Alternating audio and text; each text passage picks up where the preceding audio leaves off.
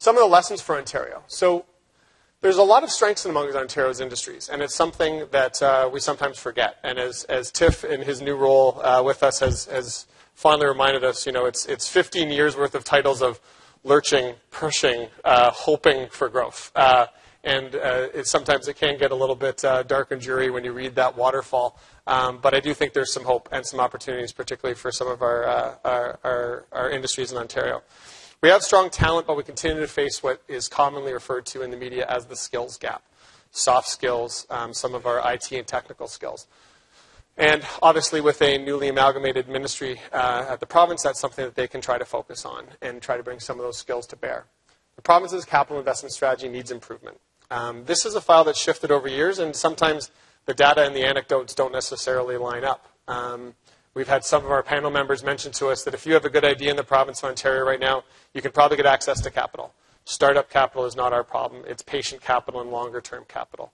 It's where companies go from 5 to 10 employees up to 25 to 50 employees, that there's a lack of access to capital. And where we struggle intellectually is if one of our strengths as an economy is we have strong, long-term investment entities like banks and pension funds and the rest, and yet we lack patient capital, that seems to lack a dance partner. And what can we do to try to facilitate that?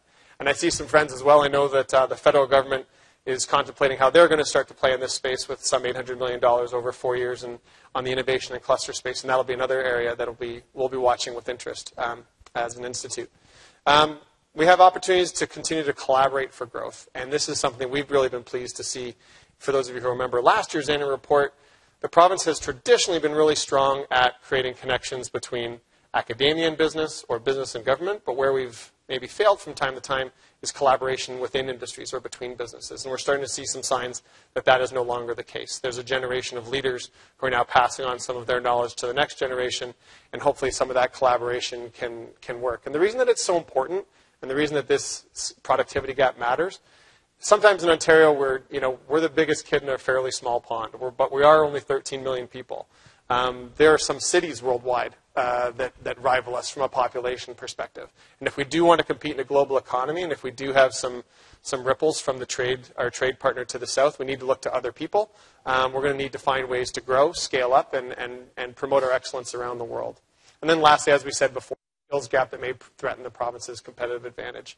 Namely, if talent is our main driver from an economic perspective, what can we do to continue to scale up our skills, not only for those students coming out of school, but those people mid-career and later career as well. Some of our recommendations. Encouraging high-quality experiential learning to develop some of those soft skills. Increasingly, we've heard from not only businesses, but also from students that co-op programs remain one of the number one ways in which they can develop those soft skills and some of the experiences that they're hoping to achieve.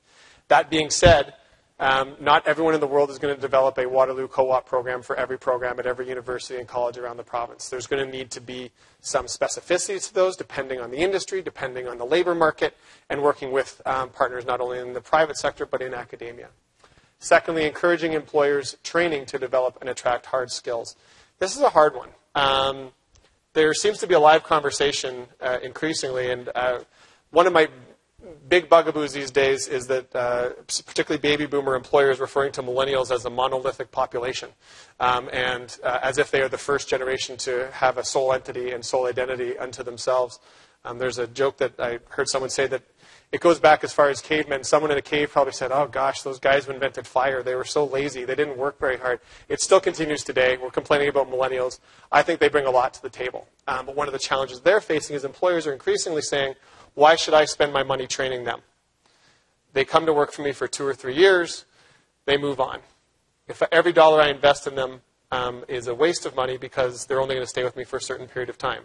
Well, number one, maybe if you invested in them, they'd stay longer than 2 or 3 years. Number one. Number two, there's a chance that they're going to come back around, either as a client, as someone who's going to hire you, or perhaps as an employee later on in life. And also, if that doesn't motivate you, perhaps the overall benefit of the province could be something that positively motivates you. That building the skills of our young people, building our skills of our employees and employers is going to make advancements for the Ontario.